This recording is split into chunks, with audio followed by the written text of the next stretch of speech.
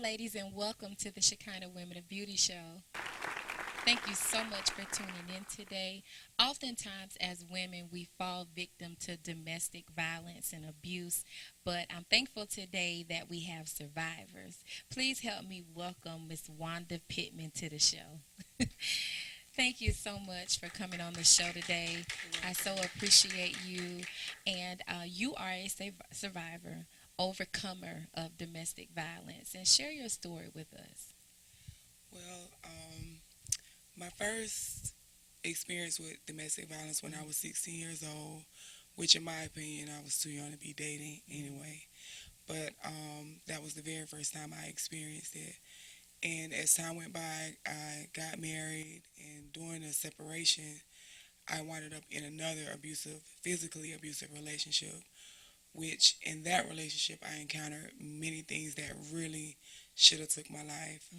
Things such as being purposely hit by a car, this close from being cut by an axe, being pushed out of a car while carrying a child.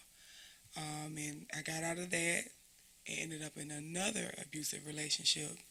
And that was a straw after 6 years.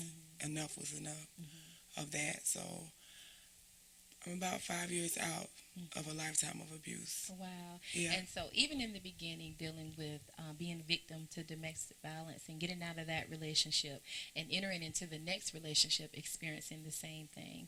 At that point, did you feel like you were almost just attracting abusers, or just caught in the system, couldn't get out? I believe so. I believe I became immune to it.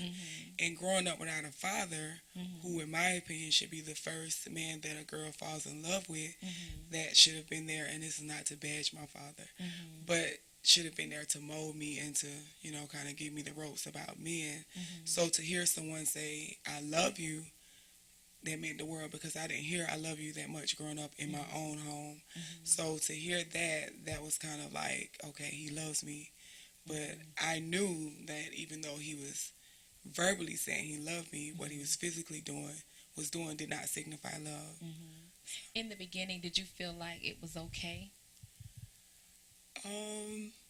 Kinda, because, a lot of times they'll say, I won't do it anymore. Like, for instance, when I got hit by the car, I barely could walk, and I made it to TMH, and someone anonymously, called TPD to let them know what had happened. So within like 10 minutes of being there were a lot of officers there, and I had went to the bathroom inquiring about me. So I snuck out another way, just, him saying, if we just leave, I promise you I won't do it again. So you hear that, and you think it's sincere, and when I think back now, there was no sincerity in it. You just didn't want to go to jail. So Right. yeah. So just caught up into mind games, and a lot of times as being victims, you want them to change. So when they Right. say that I will change and this is the last time, sometimes as women, we believe it. Yeah. Sometimes we get in that vulnerable place where the man that we love or the man that we really want to be with, everything about him, we want it to be good. So we don't always want to see the bad in him. Yeah. But so many times you could have lost your life just by being silent and not wanting to say anything about it, and just thinking that it would change. Yeah. And so there's a changing point for you, because the first relationship, the second relationship, even the third relationship, dealing with domestic violence, and the day that you said enough is enough. And when we were talking backstage, you were saying it was the conference that was the first move. Your pastor hosted a conference, and the name of the session that you were in, when loving you is hurting me. So let's talk about that. When hurting you is loving me. For the ladies that are watching today, they may even be going through domestic violence, or be an overcomer, or even know someone that's going through. But what do we do when the one that we love so dearly is hurting us? It was so hard, because out of all the relationships that I was in, even in my marriage, for some reason this was the one that I really loved. Right. And I remember it was August 3rd of 2011 to be exact. I had been calling different people like in July, like, look, I'm tired of this. I got to get out of here. And there was one particular person that I always looked up to this particular conversation. Wanda, you said that before, And I'm like, but I'm for real. Mhm. So I would reach out to different people. Wanda, you said that before. So I knew then that my only escape plan now was through God. Mhm. So I began to like, look, God, I can't do this anymore. Mhm. And a lot of people don't know this. When you're leaving or when you're trying to leave, Mhm. that is the most dangerous time for a victim. Mhm. Because in my case, I couldn't say bye, see you later. I tried it. Mhm. I even had one case where one of my abusers paid drug addicts to kidnap me and literally beat me while they were sitting there getting high. So I had to come up with a strategy. So I'm thinking, if I call this one particular person, Mhm. she has connections. She's a part of an agency. Mhm. This will help. But they kept seeing me go back, Mhm. not really realizing and understanding Mhm. it was really dangerous to stay and dangerous to leave. Mhm. So I made up in my mind then, God, if you get me out this time, I promise you I won't come back. Because he made a way of escape several times, Mhm. for me. But statistics says you leave 10 times before you make up in your mind Right. that one time. But Mhm. it was more than 10 times. Mhm. And I will never forget, I was sitting there and watching the news of a young lady that was missing. And I remember seeing her years prior getting ready for her senior prom. I didn't know her personally, Mhm. and she came up missing, and hours later it was breaking news she was dead Mhm.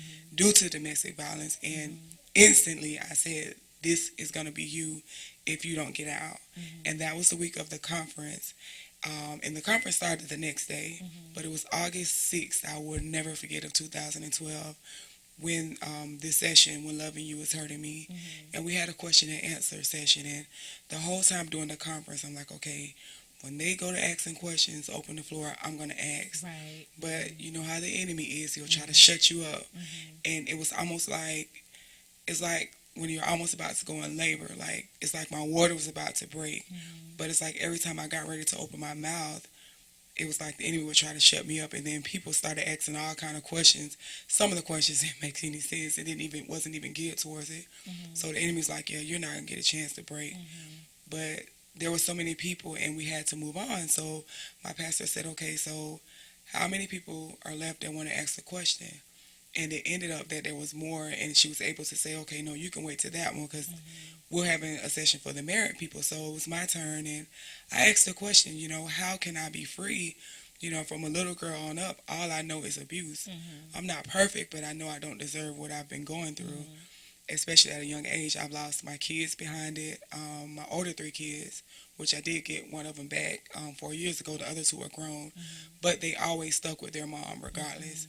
And my thing was, I never wanted those kids to get the call that Mhm. they finally killed your mama. Mhm. So it was that moment where I just began to break free, I asked the Mhm. question, and the person that was in charge, well, not in charge of the service, but that was speaking on that topic, she told me, you got to get to the root, you got to get to Mhm. the seed of it. Mhm. And I began to think then, in the last couple of years, that's what I've been doing. Mhm. How did you get here?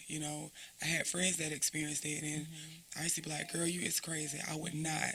But you really can't say what you would not do until you're Right. actually in it. Right. So, And so you have to reveal to heal some right, things, as you we do. were saying before. Yeah. And that conference was the turning point for you Yes. because you were able to be in a safe haven environment Yes. where you could open up and ask questions. And as you were saying before, even losing your children. And I'm admire you so because all that you've been through, but you still have your sanity, you're still in your right mind, and Yes. you're able to, you love your children so dearly. I feel like I Yes. know all about your children as we were chatting, but you were still able to be a good mother behind it. And even though your children were scarred by being witnesses of the domestic violence, you still made a safe haven for them, Yes. to know that just because mom went through domestic violence is not okay, and you don't have to go through it. And that's what I admire because even your daughter, you said your daughter was 17, and just how you are so protective over her not to go Yeah. through the same thing. And that's why I said we have to speak, we have to Right. break the silence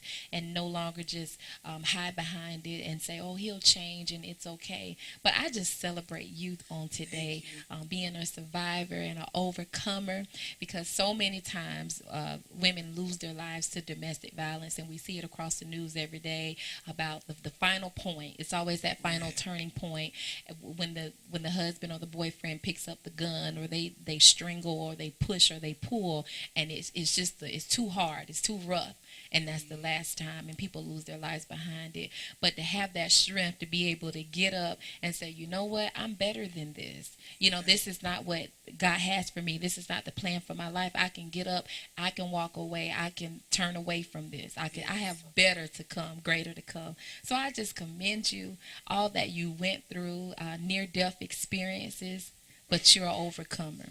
Yes. You're an overcomer. And I'm grateful for that. I'm blessed that you're sitting next to me today and you didn't lose your life behind it just because of your obedience. Yeah. Going to a conference, who would have known going to a conference could change your very life? So God, he had that day set aside just for you. Yes. And I'm just so excited to see you and be such a beautiful woman that you are today and able to continue to spread the word.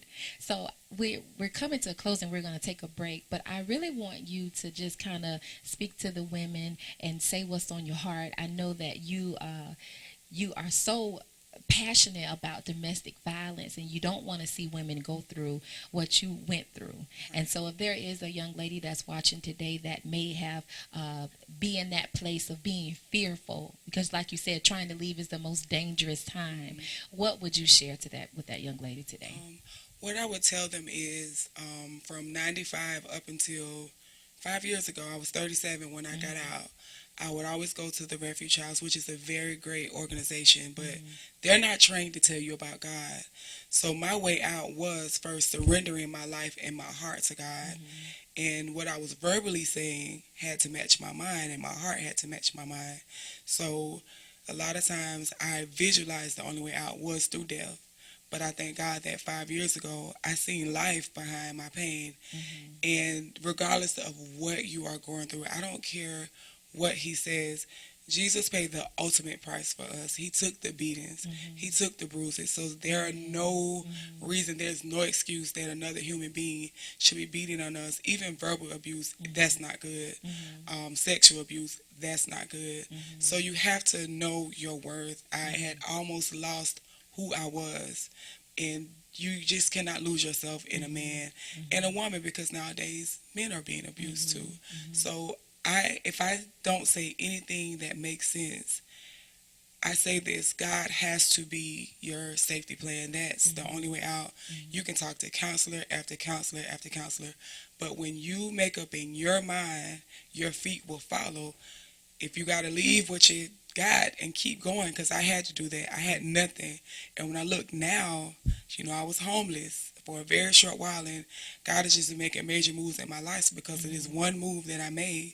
So today, listen to my heart. You've only heard a portion of the story. There's way more to it. Just know I don't look like what I've been through, but because I made that one choice to get out, because I knew that, as Jeremiah 29:11 says, God knows the plans that he has for your life, and it's not for a man or a woman to be beating on you. He said that we were made in his image and likeness. So do God see you as being abused, battered woman? No. He see you as being fearfully and wonderfully made. So take advice, take heed to what I'm saying. Get out. He's not going to change until he realizes it. He may realize it when you leave, but once you're gone and your parents are crying over you, your family, it's nothing he can do. It's too late. It's too late. So take the stand. Get out. Make it known that that's not who God created you to be. That's not the situation God created you to be in. And just know that lifting your voice and making a sound decision, one choice to say, no, not anymore, I'm a survivor. Stay tuned. We'll be right back on the Shekinah Women of Beauty show. Wow, Toria, what is that you're spraying? It smells so glorious. Well, it's called Glorious. It's the new perfume by Shekinah Women of Beauty. Wow. Would you like to try some? Yeah. Wow, it's so glorious. You got to order you some today. And you can order it at ShekinahWomenOfBeauty.com. Welcome back to the Shekinah Women of Beauty show. If you are just joining us, you are just in time. Please help me welcome my special guest, prophetess Nakia Calhoun. Thank you so much for coming on the show today as we celebrate survivors. Survivors, and as my previous guest and I were speaking, domestic violence is it's just great. It's just every time we turn on the news, every time we pick up the paper, we see someone that has lost their life to domestic violence and control. And so it was on my heart. I had to do a Shekinah Women of Beauty show where we would be able to celebrate the survivors, but at the same time be able to minister to the ones that were broken and the ones that are still in it, because it's not God's will for their life. I thank you so much for coming on the show today. Delighted to be here. And so you are this beautiful, awesome woman of God, prophetess, just on assignment for the Lord, but you have a story and you have a past, and at one point you were a victim to domestic violence. Let's talk about that. Yes, at a point in my life, I had been in previous domestic situations where maybe it was just a push as a teenager, not quite understanding, because I did see a little bit of it in my home, but there was still no way that I wanted to really talk about it or someone I could confide into, because I really didn't have a relationship with my mother. So I felt like if I confide in her, only negativity would really come out of it, and there would be so much more that I really didn't want to get into. So just going to speed up, just go up a little bit. I did get married eventually, and in this marriage, he was very abusive. Not only abusive, he would be with other women in other relationships time after time, not knowing where he is. And then he would come back and, of course, take it out on me because of whatever he's been doing out there, doing the drugs and everything else only God knew. So, of course, I was the one that was going to take through his anger. So this one particular time, I do remember my son at that time, he was like 3 years old, and he was so angry that he could not get a hold of any drugs. He began to put me in a chokehold that was so in a place right there. I remember just laying there right there in the front of the bathroom, and I saw my son, and I said, "You're just going to really kill me in front of my son? You're really going to take my life in front of my child?" And he said, you could see the anger in his eyes. And he would say, "You don't know what I could do to you. You don't know what I could do at this moment." And so I remember I began begging and pleading for my life and said, "Don't do this, and don't do this. Don't take my life in front of my baby. Just please let me go." So he did let me go in that particular moment. And then some weeks later, the Lord really was laying some things on my heart about just getting out. Right. But really, I didn't have a relationship with God. I didn't quite understand because I didn't have a foundation as a child about church or knew anything about church. But I would go sometimes with my mother, my grandmother, because she would go. But there was still a hunger because I knew of God through my grandmother. So I knew my grandmother was a praying woman. But this particular time, I had begun to get curious about the military. I wanted to go before when I was in high school, but I didn't do it because I had a child after I graduated. So I was already told that I couldn't do anything after that. Even my mother told me, "Won't you just be on welfare and just, there's no need to try to accomplish anything." So I already had to settle with things in my mind of not being like everybody else or being the status quo or falling into the system just because somebody else wants to see me that way. So I'm dealing with insecurities, not feeling loved, motherless, because even though I had my mother there, I felt as if she was not a mother. She didn't embrace me, didn't love me. So of course, because of that, I'm looking for love in the wrong places. And due to this time, I went to the recruiting office with the Army, and I asked them, what do I need to do to get the procedure started? And they told me about the different tests and different things of what I need to do, make sure I was physically fit, making sure I was in the place where I needed to be so that I could pass the test. I did pass the test, and I did make sure that I did everything I need to do physically. So in the time of the paper and everything, getting everything done, I said I wasn't going to tell him because this was going to be my way of escape. Your safe haven. This was my safe haven. because if I would have told him about it, he would have tried to do something to keep me from going. So in this time of secrecy, everything went through, even planned when I had to go to Montgomery, Alabama to get all my paperwork and everything started for someone to keep the kids so that I can do whatever I needed to do to get there. And I had everything situated. So I went to basic training and had even had the bank accounts even closed to where he couldn't get into it. So now I know he's going to be angry due to the fact that he has no access to money. He has no access to do things because he was using the money to buy drugs. So after I graduated from basic training, I went back home, which of course they allow you 2 weeks to go back home and be with your family and give you that time. So I took that time and also began to do recruiting while I was there. This was a time that was so crucial of where I realized that I can't do this again. This particular day, my children had rehearsal for the Easter play, and this is why I remember it so vividly, because I had to take them to rehearsal. So I received a phone call and he asked me to come and pick him up, but something didn't settle well in my belly about it because I felt kind of weird, but I said, okay, I'll do it because I got to go that way anyway. So once I got home and told my mother I'm going to go ahead and take the kids, and I told her I was going to pick, at the time, my husband up. She said, I don't think you need to do this. Something is not right. I said, oh, everything is going to be fine. I'm just going to drop him off and it's going to be okay. And then when I went to pick him up, he began to call me all types of names in front of the children, began to degrade me. And I told him, I said, let's not do this. The kids are in here. So I get you where you got to go, and everything will be fine. So I pulled up to the church. And at that time I pulled up to the church, one of the women of the church was there, and she said, we kind of made the rehearsal another hour, so can you come back in another hour, and we'll be good. And I said, okay, that'll be fine, because I got to take him up the street, so that'll give us time, me and the kids, to play around a little bit.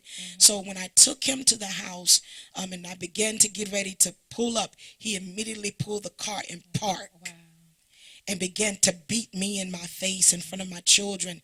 I'm telling you, there were so many bumps and bruises. And it's like the Elephant Man. If anyone's familiar with the Elephant Man, you see all these bumps all on your face. And he began, and my children are in the back seat trying to fight him and trying to get off my mother, get off of him, and stop doing this to my mother. And he's, because of the drugs, because when they're on drugs, they already have some type of strength. There's someone else. There's this strength that just come from out of nowhere. And so I to this day, I don't know how my youngest daughter, because at that time she was sick, she got out of the car. She immediately got out of the car because he was trying to keep the doors locked, and nobody could exit out of it. Even his uncle came out and tried to separate us, but his strength was so strong that he could not get me free. So this particular time, my daughter, she's already out. She's trying to call 911, and at this moment, he has pulled a knife out of his back pocket to slit my throat. And I remembered at that moment, I called on Jesus. And then when I called on the name Jesus, it's just like something just caught him on fire, and he got out of the car. I just said, Lord, if this is you, you would get him off of me. And when I screamed out Jesus, he got out, and he didn't know. He just like he went into a frenzy, and he picked up this sewer off of the ground, the top, and he beat the window in of the front car. And that's when the police and the ambulance pulled up, and they said, ma'am, do you see what's going on in your face? I said, that don't matter to me right now, because I'm still living and breathing. My children, I'm here with them, I'm still alive, and they don't have to bury their mother. And they begin to take me off, and they ask me these questions, do you need someone to watch your children? I said, no, my children's going to come with me, because this is already not a good situation, because I already know that there may be some scars there. There may be some wounds there for them, and traumatized due to the fact that what they just saw to their mother. So they took me to the emergency room, and my mother, all I can remember is her saying, you should have listened to me. I told you time and time again. But one thing is that when, like you were saying, if you got to make up in your mind when enough is enough. And my grandmother used to tell me, baby, when you are tired, you will leave the situation and you will not fall into the trap, because I would fall into the trap of the tears, the fall into the trap of him saying this will never happen again, falling into the trap. This is the last time. I'm going to take classes. I'm going to do this so I can get this right. We're going to be a family. And I would fall into that trap, and I would end up back in that same position. But this time the Lord literally clearly spoke to me that this was your last time, and I spared your life for a reason, because there's purpose in this. And because of this purpose, you'll be able to help other women get out of domestic violence situations. I still didn't quite understand, because I was still a baby in faith, because God would always put people in my path, even in basic training. He used a drill sergeant to even minister to me, and I would think it was so peculiar that she would tell me about my life and what was going on. So I got in, trying to make it short, but it's just amazing how you can survive things without scars and not even looking like what you've been through. And God will put people in places to minister to you, even though you're not recognizing it. You will still go back to the place of toxic, the place that is toxic, an atmosphere of where you just made yourself so vital to, that you're so numb to everything else, because you're thinking this individual is going to change. So at this moment, still in the military, I had to tell my platoon sergeant and everything what happened, because of course I got to deal with these scars on my face. But one thing, it was just so amazing to me. Within one day, my face healed. Wow. There was no bruises. There was nothing. I know it was God, because my face was swollen to a place that you couldn't even recognize me. But within that one night, God had healed me, and you couldn't even tell, but only just a little mark right here in my eye where there was a little dot. So I said, Lord, now I got to go to the airport, because my platoon sergeant telling me I've got to get back. So now I feel like I'm in a place of embarrassment. This happened to me. I allowed these things to happen in front of my children. I'm less than a mother. I didn't do what I was supposed to do. If I only listened, now I'm beginning to blame myself because of what happened. So on the way to the airport, and I got in, and I remember passing this bookstore, and I looked in this bookstore, never really cared about the bookstore before, but there was this book by T.D. Jakes called God's Leading Lady. And I felt such an urgency to pick it up, and the moment I picked it up, the book was reading my life. Wow. What's so powerful about your testimony, even in your near-death experience, even not knowing God, but God, you still knew, you felt something in your spirit just to cry out Jesus. And that one word, just name, changed the whole situation. And that's what's so powerful about it. And often as time when we're in a place of fear and we feel like, okay, this could be the end of me, you still had enough fight in you. You had enough fight in you to call on his name, to expect change, for God to do something about it. And he came in and delivered you. And just like I was saying previously, when you are in the point of wanting to escape, that's the most dangerous part. And you were able to be an overcomer. Even near death, he could have easily killed you right in front of your children, but you still walked away. And then on top of that, God gave you the grace and the mercy, even with your scars, that they were able to heal supernaturally. And I just love your testimony, because it just reminds me of how sometimes when we don't have enough sense to even cover ourselves, how God will come in and he'll cover us and protect us. And that's what's so important. And that's why I want to celebrate overcomers today, because so many die, so many give up, so many just sit right there in that place of defeat, and they allow themselves to be abused and to beat to like there's no tomorrow. But today is a reminder, no matter who you are, what you're going through, whatever domestic violence relationship that you are in, whether it's your husband or not. I know I've seen so many people say, oh, well, if it's my husband, it's okay. It's okay. No, it's not okay. If it's your husband, if it's your boyfriend, if they're putting their hands on you, it's not okay. And you have to make a choice, and you have to make a decision not to fall a victim, not just to sit there and drown into Yes. defeat. You have Yes. to make a stand to say enough is enough. Today is the day that I'm making the decision to walk out of this. It's not Yes. the plan that God has for my life. And I'm just so humbled, really, because you come on the show and you're beautiful and you don't look like half of what you've been through, but you have such a powerful testimony of even when you said you didn't even know God. You knew who he was, but you didn't really know him. No, But I even didn't. in the midst of you not knowing him, he still was your savior. And you were Yes. thinking the Yes. army was your safe haven, but really it was the Lord that was Yes. your safe haven. Yes. And he Yes. showed up right on time.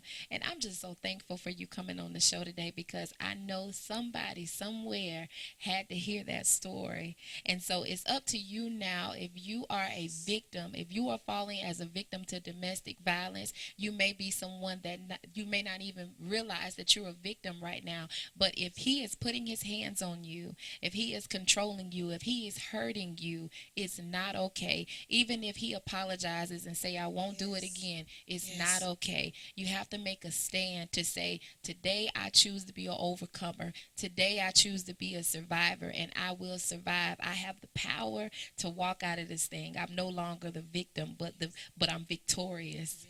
I just thank you so much for coming on the show today, and we're just about out of time. But you have a ministry, and it is called Daughters of Zion International, correct? That's correct. And so the information is on the screen. And so if you're somebody that's struggling and dealing with domestic violence, or you may know someone that's struggling and dealing with domestic violence, she's been through it. She's an overcomer, and she can help you, and she wants to help you. And the Shekinah Women of Beauty Show wants to help you. So the information is on the screen. You can reach out to Daughters of Zion International for counseling, for prayer. She's here and she's ready to stand by you and help you Yes. to walk into an overcomer.